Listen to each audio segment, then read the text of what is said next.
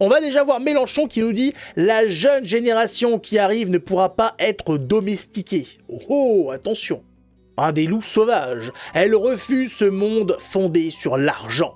La jeunesse de 18 à 24 ans et les quartiers populaires votent majoritairement insoumis. Ils s'emparent de notre mouvement pour s'en servir comme d'une arme.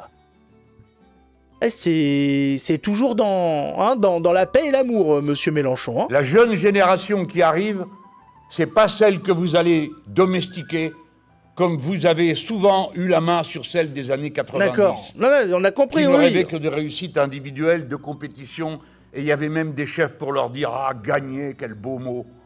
C'est une autre génération à laquelle vous avez affaire. Et des fois, ce sont vos propres gosses puissants de la Terre qui renient le monde que vous leur avez laissé, parce qu'ils savent que ce monde n'est pas un monde fait pour les êtres humains. C'est un monde qui est fait pour l'argent. L'argent. L'argent.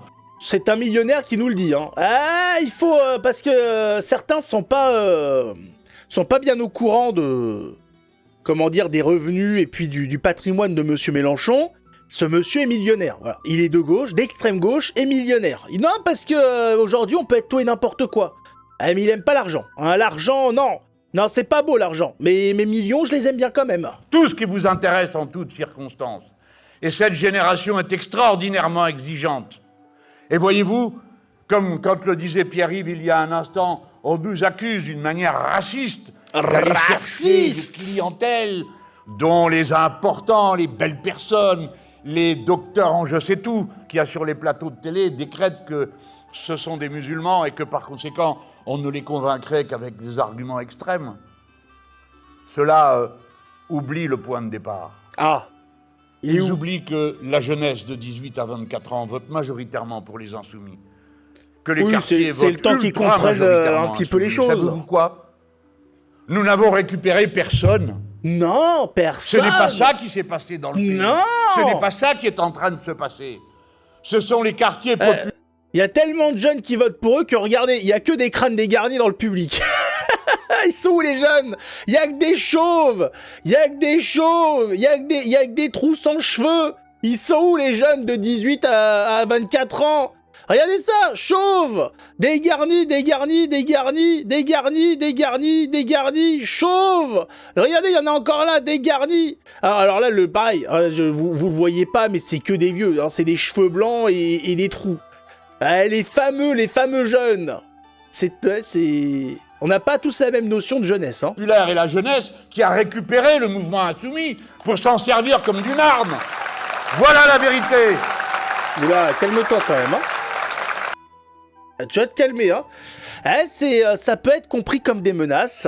Ouais, donc les jeunes des quartiers, et puis les petits gauchistes vont se servir du parti La France Insoumise comme d'une arme. Une arme, vous le savez, hein, une arme c'est fait pour attaquer, pour tuer.